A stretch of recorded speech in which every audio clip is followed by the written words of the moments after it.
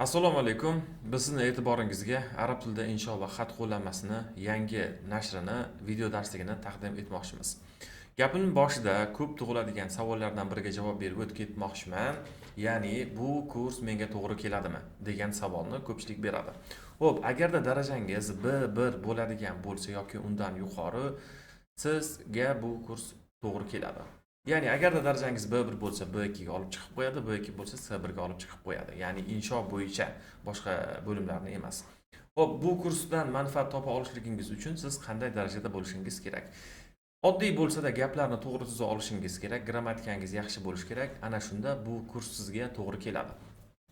Buni misoli, ya'niki siz tasavvur qiling, texniksiz, siz mashina yaratmoqchisiz, sizda barcha uni kerakli jihozlari bor. Lekin uni joy-joyiga qo'ya olmasangiz, u mashina hech qachon yurmaydi. Go'yoki siz gapni tuza olasiz, lekin gap tuza oldi degani yozaveradi, kelgan fikrlarni pala-partish degani emas. Shuning uchun ham ko'pchilikni insho va sefr bo'yicha ballari past chiqmoqda. Biz bu kursni 2020-yildan buyon tashkil etamiz. Ayni mana shu arab tilida sefr bo'yicha kurslarni va juda ham ko'pchilik o'quvchilarimiz yaxshi natijalarni qo'lga kiritgan va qo'lga kiritib kelmoqda. Va vaqt o'tgani bilan biz ham kursni formatini o'zgartirdik, xuddiki mana shu davlat test markazi o'zlarining formatini o'zgartirgani kabi. Bu kursda siz nimalarni o'rganishingiz bo'yicha qisqagina yo'riqnoma tayyorlab qo'ydik. Bularni tanishib chiqishingiz mumkin.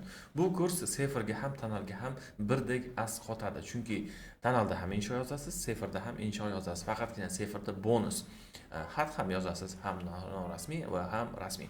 Xo'p, darsga qaytamiz, ya'ni afisha deydimi, anons deydi mana. Birinchi, bu kurs 4 ta moduldan iborat. Birinchi modulda xatlarni o'tamiz. Ikkinchi modulda insho, zamonaviy insho turlari, bu ayni sefr va tonal uchun ketadi, birdek. Uchinchi modulda esa iboralar va birikmalar. Bu kursda siz nafaqat inshoni yozibgina qolmasdan, balki inshoda ishlatilishi mumkin bo'lgan tayyor birikmalar, iboralar, bog'lovchi so'zlar, gap tuzishlar, ya'ni grammatik jihatdan shart gaplar, qaysi turdagi gaplarni tuzsak ballimiz oshadi. Mana shuni namunasi bilan ko'rib chiqamiz. Xo'p, 4-chi modulda esa yakuniy bo'lim hisoblanadi. Bu imtihon bo'ladi. Endi bu kursni avvalgi kurslarimizdan farqli tomoni, har bir bo'limda sizga topshiriqlar beriladi. Ya'niki sizga xat bo'yicha dars o'tildi, xat yozishingiz kerak. Biz sizga vazifa tayyorlab qo'yganmiz, uni yozasiz va sizni ekspert darajasida baholab beriladi. Natijangizni bir lahzada bila olasiz, chunki biz kuchli prompt bilan sun'iy intellektni integratsiya qilganmiz bunga. Sizni ekspert darajasida baholab bera oladi har bir bo'lim bo'yicha. Ya'ni darsni ko'rasiz, yozasiz, bahoyingizni olasiz. Yaxshi bo'ladigan bo'lsa, keyingisiga o'tib ketaverasiz. Va birinchi bo'limda xatlar bo'yicha to'xtaladigan bo'lsak, nimalar bor? Norasmiy xatni o'tamiz.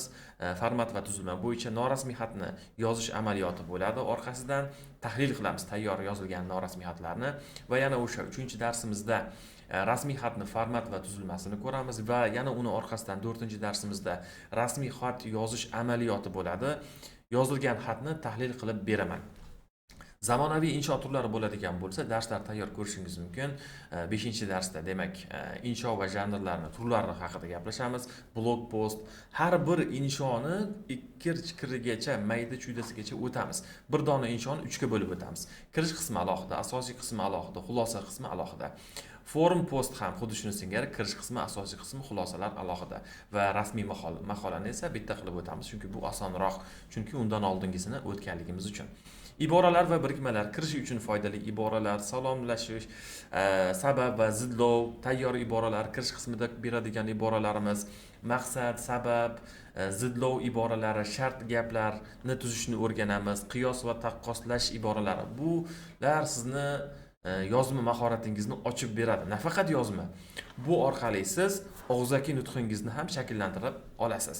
Vaqt iboralari juda ham kerakli iboralar. Har bir gapni vaqt iboralari bilan boshlasak yaxshi va oxirisida sizga yakuniy savol beriladi, yozasiz va buni ham baholab beriladi. Kursimiz video kurs hisoblanadi. O'zingizga yoqqan vaqtda foydalana olasiz. Berilgan muddat davomida ishlaysiz, tekshirtirishingiz mumkin.